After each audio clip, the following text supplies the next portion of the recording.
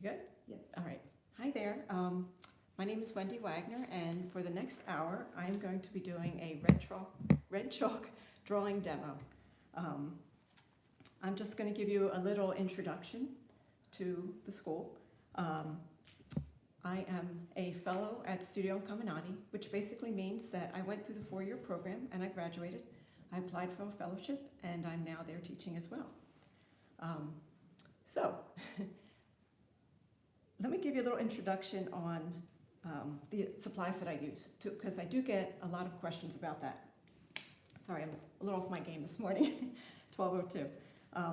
But I do want to go over the supplies because that seems to be what people ask me the most about this stuff.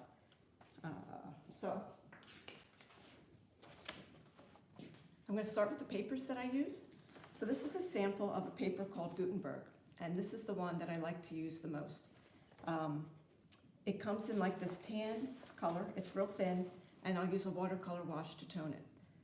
This is probably my favorite. I like the texture. It's a little smooth, but it has a little tooth. But I also like that when you tone it with the watercolor, you can get like this kind of like an old world parchment-y kind of look to it. So normally when I'm drawing, this would be my preferred type. It's also something that I don't always have access to, or maybe I don't always have toned, or sometimes with commissions, people don't want the uneven surface. So in that case, I'll use the Canson paper, which is the Mi Tientes paper. And usually I'll use it, just like in our program, I will use the side with the sticker, not the textured side. And that's what I'm going to be drawing on today. So basically, when I do these drawings, I use 3 things. I use something soft, I use something a little harder, and then I use a pencil for doing detail. And this is a method that I learned when I first learned to use the medium. The red chalk medium is not something we use in our regular Incamminati program. However, I did learn it there through a workshop, and the supplies that we use for that work for me. So I'm kind of thinking like, if it ain't broke, don't fix it. So these are the supplies that I started with, and they work fine for me. So for the soft, I use a Conte of Paris pastel pencil. This is the brand that I've been using. And I also pair it with something a little firmer, which would be a Conte stick. And then in the same color, I'll also get a Verithin pencil. And I use the pencil for like doing detail or, you know, trying to usually around the eyes. Other supplies, stump. I'll use some white for the highlight generally. And then I just get like a different assortment of erasers, from a stick eraser, a soft one, and a real fine eraser. And honestly, why I like these papers is that a chamois works best for an eraser. I can just wipe off any marks. I have noticed if I use softer papers that either they don't erase well, or some of the fibers will come off when I do try to do that. So when I started with these supplies, I actually invested in like the bigger set of the Conte brand, their pastel pencils. So something like this. I can match that up with, let me see if I can get this open. There we go. I can match that up with the sticks as well. And that way I know that the colors will all be the same. And sometimes I just get tired of the red. So I have done drawings in purple or blue or just some other colors just to kind of mix it up a little bit. So that's about it. I'm going to have my model sit here. She's going to pose for like 20 minutes. I'll set the timer, and then I will take a break. I'll give her a few-minute break. I'll give my eyes a break to rest, and I can answer any questions at that point. So we'll get started.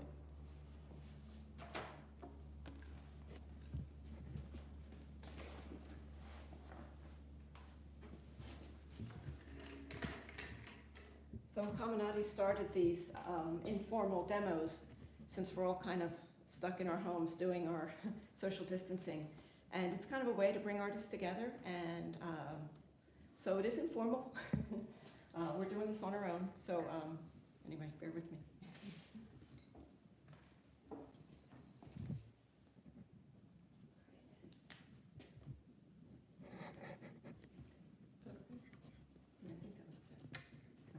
So I'm going to set the timer for the model. And when I start with this, I don't use the red chalk the way I would charcoal. So normally in our program, and if I'm drawing with charcoal, I'll tone the paper. I'll use the charcoal to draw on. I'll use the chamois or paper towel to lift, to wipe out some lights. I'll add some darks. There's a lot more massing in where we'll do big areas, big shapes of value. I don't use it that way. I don't use the chalk that way. With the chalk, it's more like line drawings, and I'll stump a little bit, which you will see. But anyway, let me get my model set up here.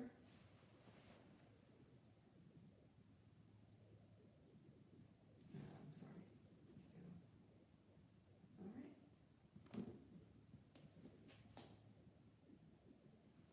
Okay.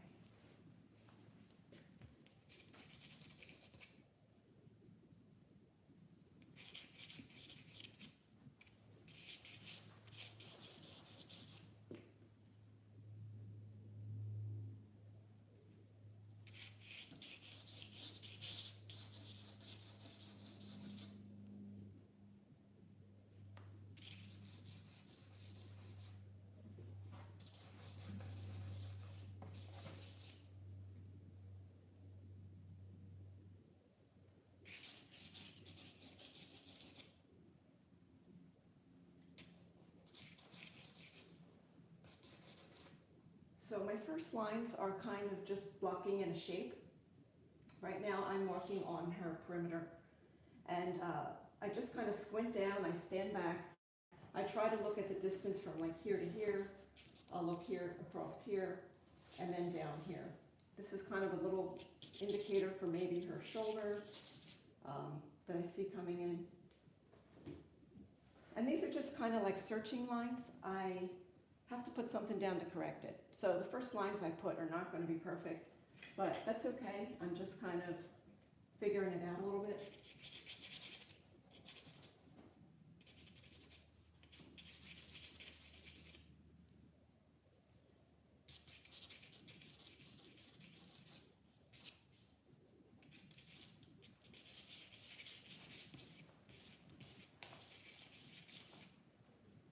There's a center line.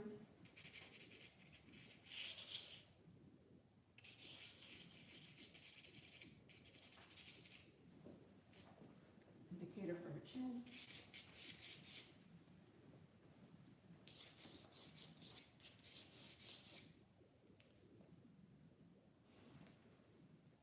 And I want to make sure that I'm stepping back and I'm really squinting just to get my shapes down.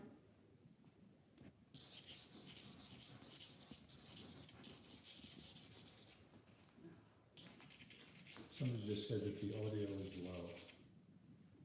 Not sure if you can just speak up. Oh, okay. Okay, I'll try to speak a little louder, sorry.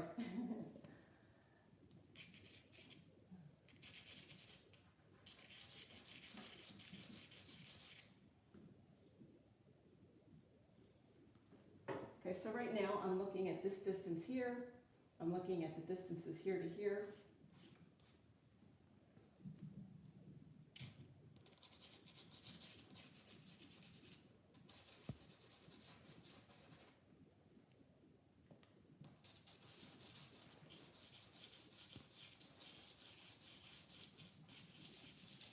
Just going to kind of indicate some hair shape-ish.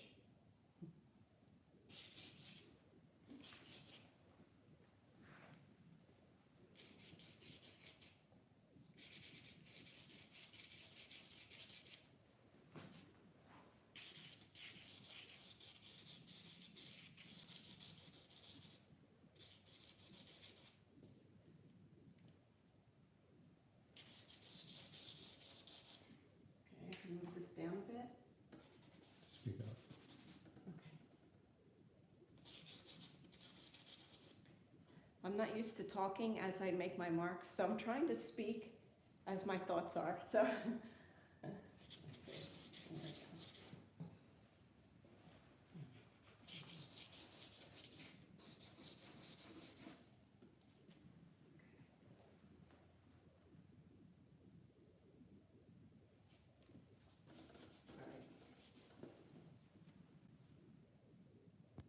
So one thing I notice when I do drawing demos is I tend to speed up probably a little faster than I normally would draw. And so I'm trying to be conscious that I do that and pull back a bit. So right now I'm kind of standing back and I'm squinting. I'm trying to assess what I see here. So I'm seeing the top of her head come to here. I feel like I have this a little too big, a little too long. So I'm going to start nudging. And again, the lines I put down are like my first guesses. I have to put something up to correct it. You know, I never feel that I put a line up there and it's accurate or it's right. So I got to start somewhere. So now I'm just going to start nudging some lines around.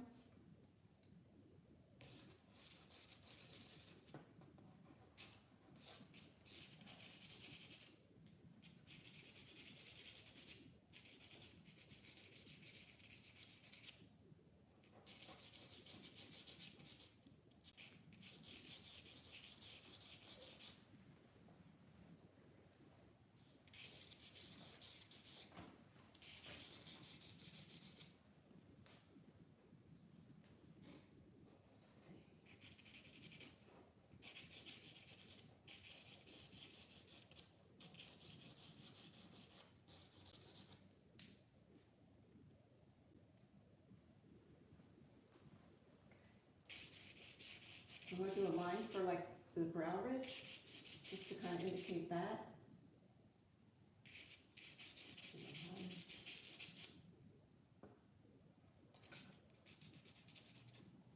It's for the side of the brow. Then I'm going to squint down and try to put an indicator for maybe, just for her tear ducts, going through the tear ducts.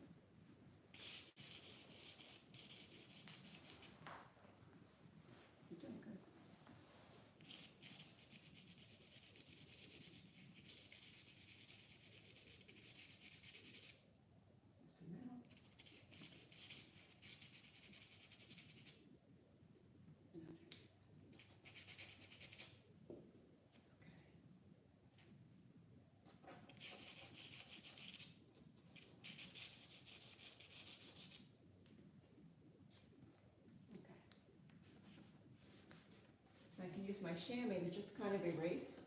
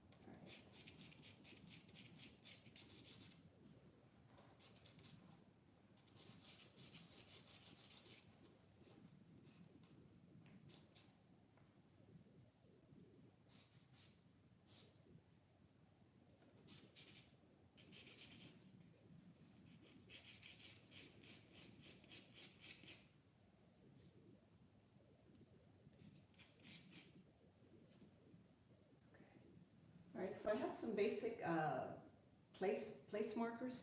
Now I think I'm going to go in and just start dropping down the value of the shadow and the value of her hair. So when I squint down, you know, I see that the shadow side of her face is different than the light, of course, and then the hair is all darker as well. So I'm just going to mask that in lightly.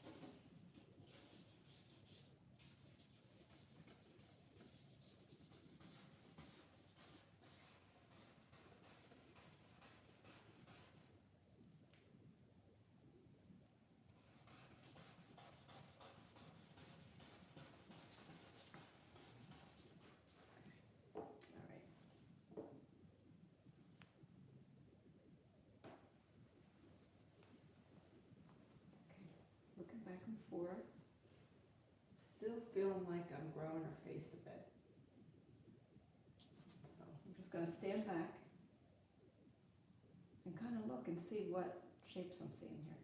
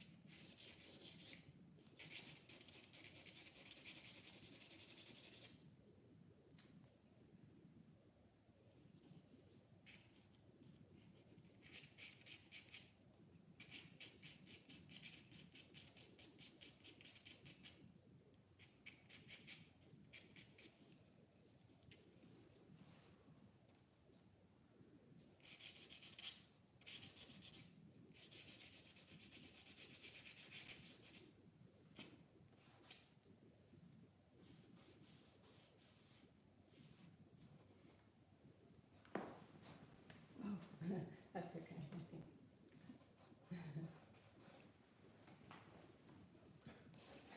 See what happens when you're working at home. In my studio, I can just go in there and shut out the world and do my work.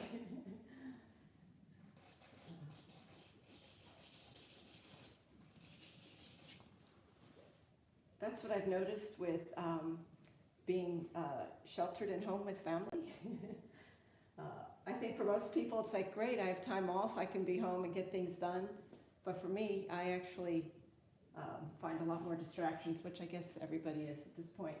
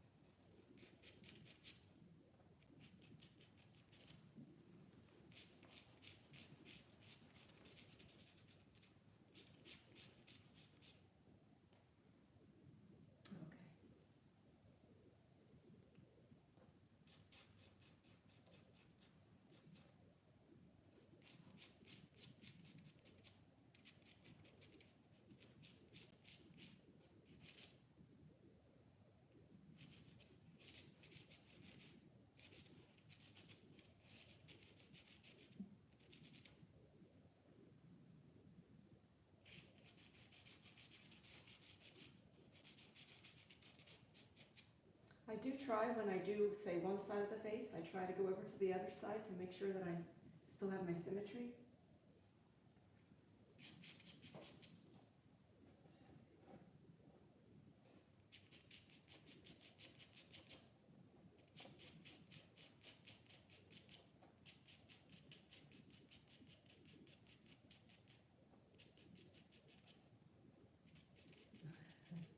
I hear somebody purring.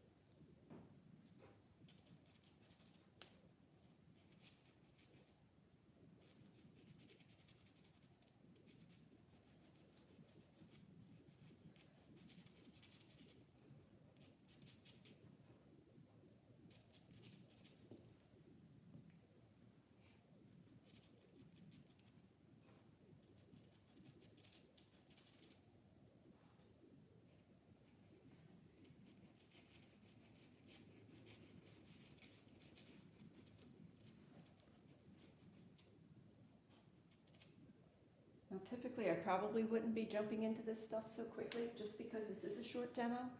I want to try to push it as far as I can.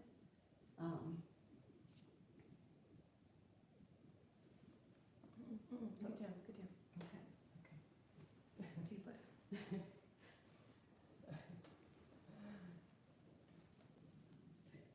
He's like, what's going on here?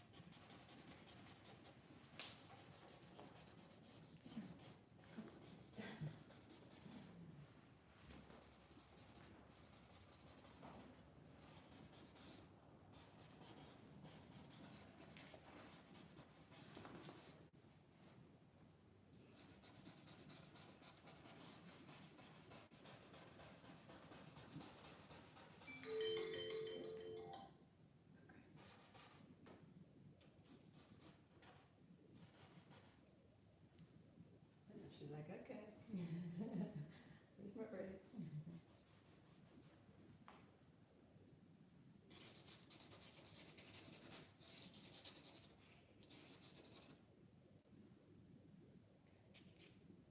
All right, I'll give you a few minute break.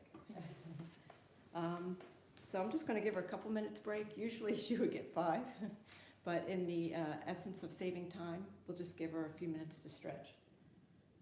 I don't know if there's any questions. Okay. Hold on.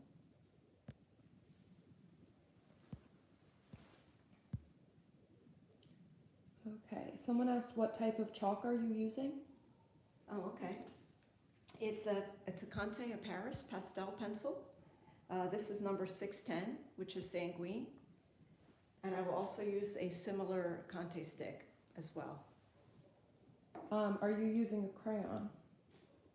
No, so this is the pastel pencil. I haven't gotten to the Conte part yet, and I actually need a bigger one because it's getting kind of small. But this is what I'll use when I'm like trying to push in darker notes somewhere. Okay, and then someone missed what kind of paper you were using? Oh, okay. This is Canson paper, Canson Mi Tientes paper, and I use the side with the sticker, not the bumpier side. Okay. I'm not sure of the color. I tend to go for like a warm gray. I know I've used like oyster's a good color. I've used some like a light green or light blue, sky blue. I think those tones tend to show off the red really well. But the fun part is there's a million of them, so you can try all different colors.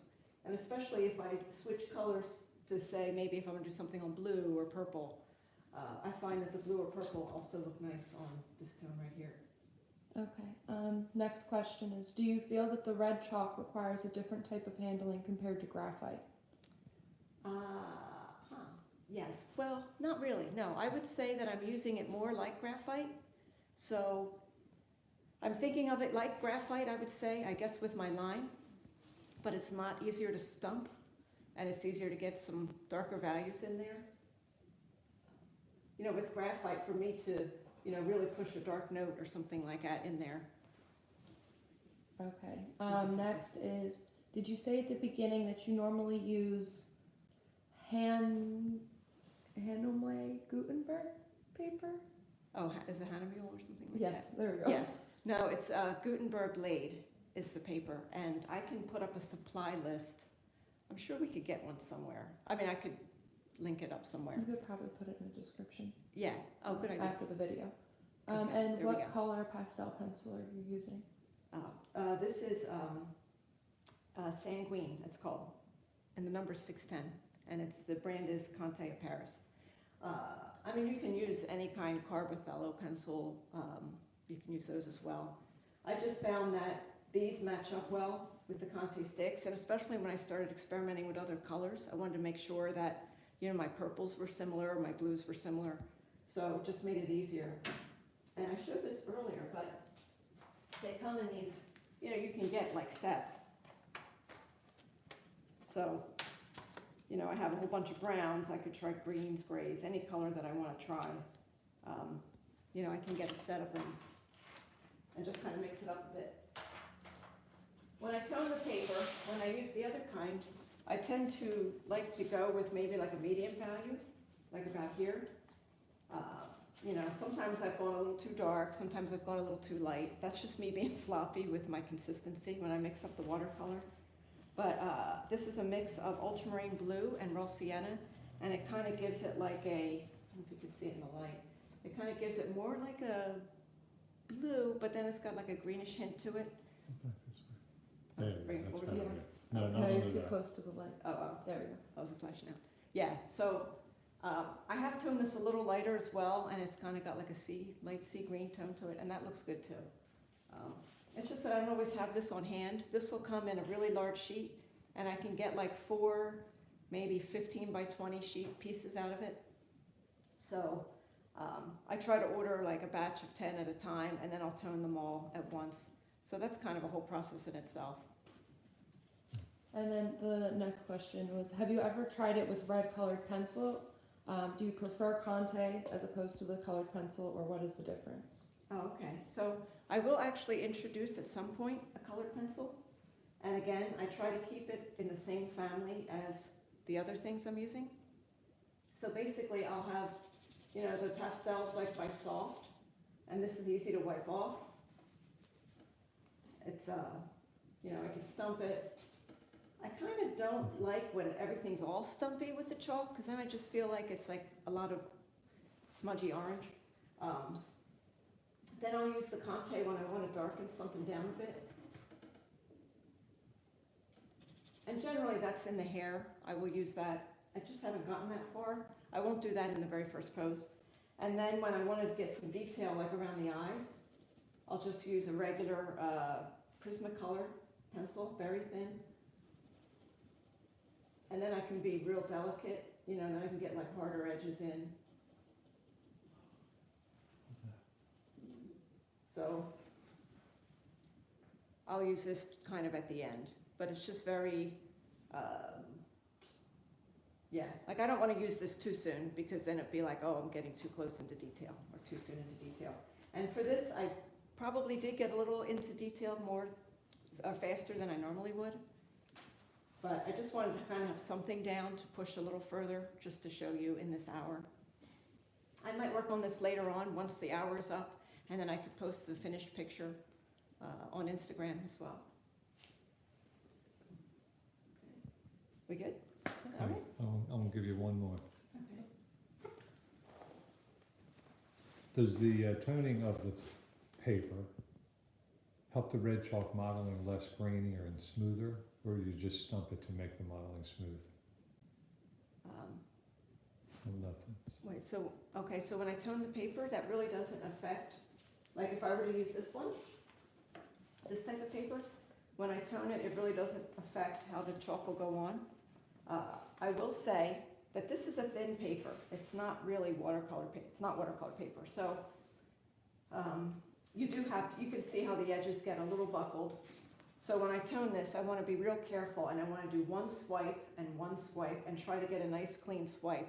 I don't want to go over it twice, because then it'll get really wrinkly. Now, having said that, sometimes, like, you know, it's all fluke how you tone it, right? So sometimes when I do, I get kind of a little more buckled look, and I might like that. Depends on what the drawing is for. If it's something just for me, and it's my model and my idea, then I might use that. But if it's like a commission, you know, people will see a sample and they'll want theirs to look like the sample. So to be more consistent with a commission, I would use the Canson paper, unless somebody specifically asked for it. So I don't know, I think I got off task. I don't know if that answered the question. Okay. So I am using this, I guess I would say yes, I am using this like graphite, right? So I'm using more line, I'm trying to use the line to line up my shapes. I'm using like strokes, I'm not smudging it all in and, you know, making it solid. Not to say that you can't, and generally I will do this for maybe the lips, and I'll use the Conte to really push the value down in the hair. But my personal aesthetic, I guess, or what I think I like, what it looks like, or what I like to look at, I find this too much. Like I wouldn't want her hair to be this one messy, smudgy hair. I like that you see lines. I like that you see some of the marks. I like that you see the searching marks. So, anyway. You can do more questions at the end, or after this 20 minutes. You're right, sorry. Okay, yep, got you going, all right.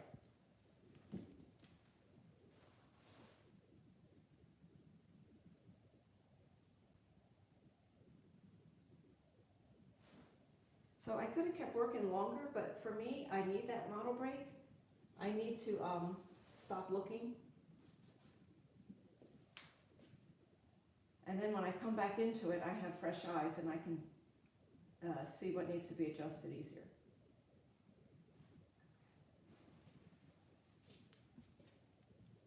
So I'm just trying to squint down really hard.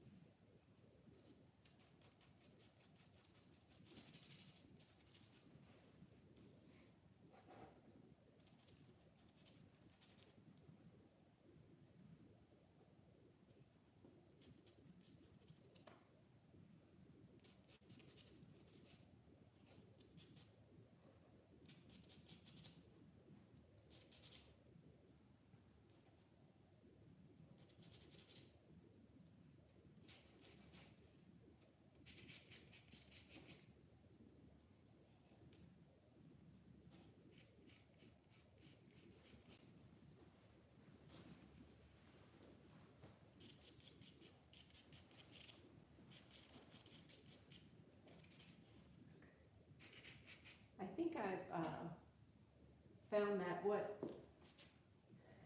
this really is for me is like a combination well, I guess it is for everybody who draws and paints, is a combination of like head and heart, right? So if I'm in my head too much, I'm not using enough heart, and I'm not really relaxed and looking at the person and trying to find their particular beauty. But then if I'm too much into heart, then I'm not thinking of structure and my light and shadow, and so it really is a balance to try to figure out, to stay in both spaces, and I'm still trying to figure that out.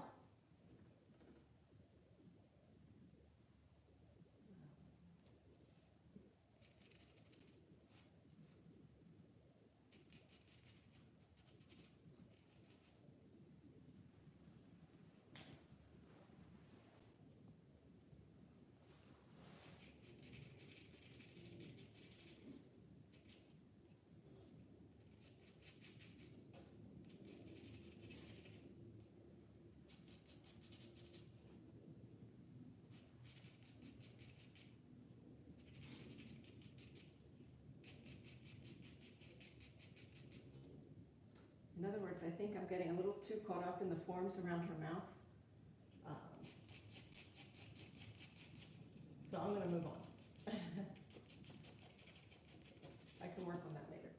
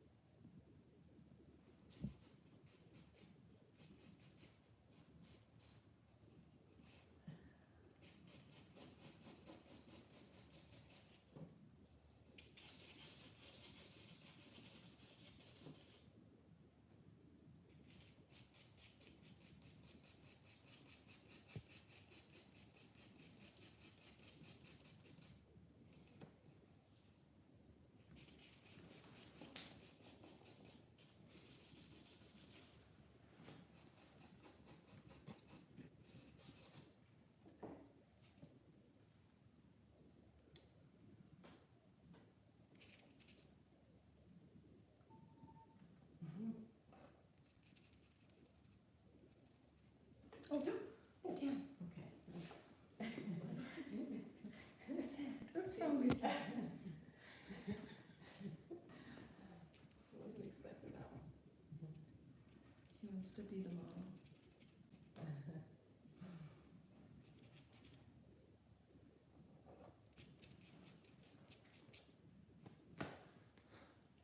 Is that okay? Can you move forward? Yeah, move forward.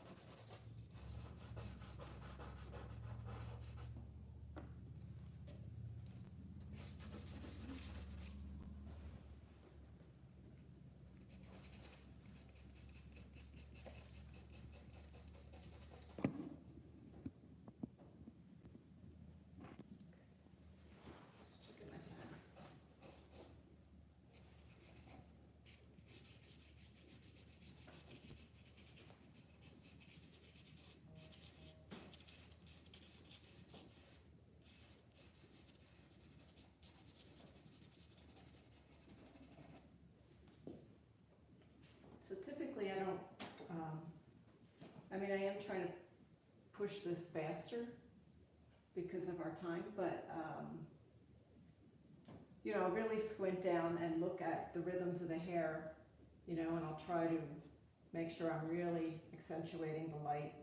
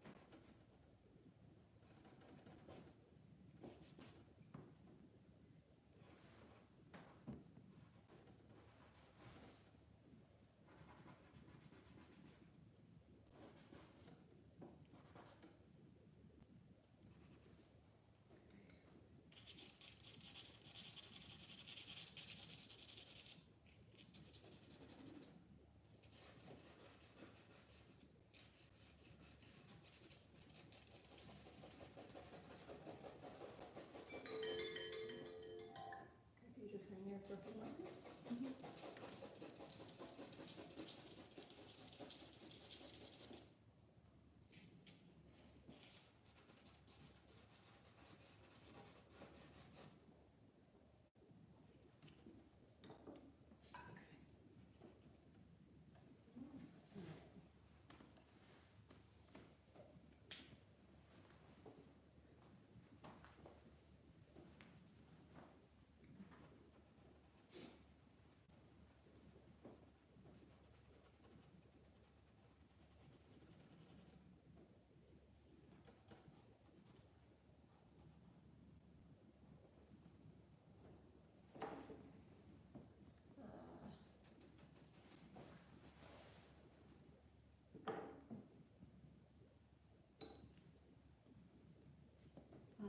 Okay, so that was the end of the second pose. So obviously, in 40 minutes, I typically wouldn't get into this much detail with the features, but I did want to try to plunk them in just so you could kind of see how I would approach them if I were further down the line. And at this point, not at this point, but at some point I would use my pencil and I would start being a little more detailed with the forms around the eyes, say. I really do like to capture something in the eyes with my portraits, so that's something I would do further on.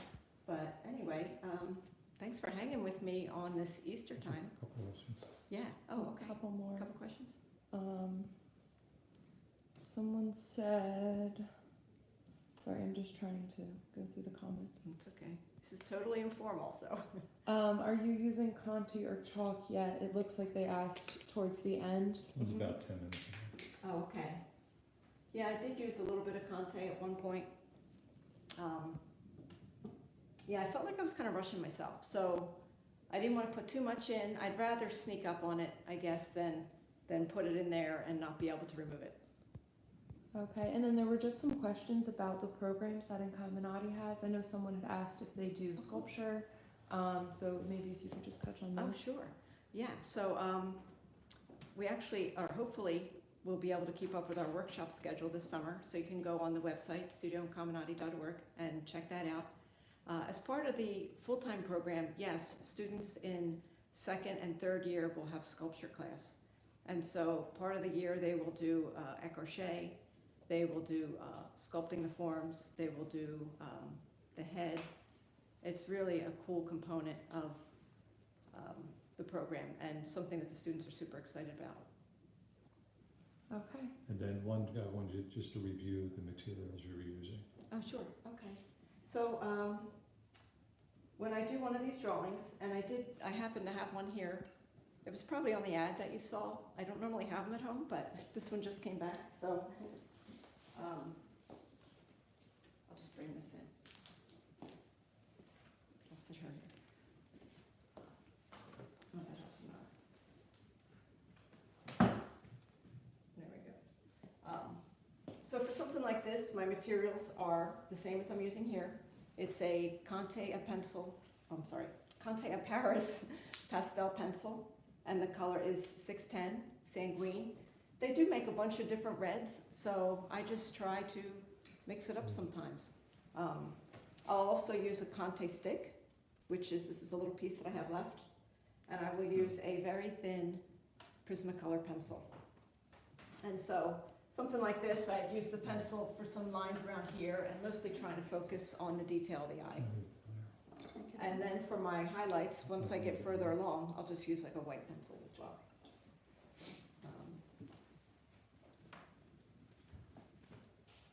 So now if you are interested in our program, it's a 4-year program at Studio Incamminati. We also have part-time students as well. So if you can't do the full 5 days a week, there's a part-time option. But applications need to be in by June 30th. And if you want a scholarship, the applications for that have to be in by the end of May.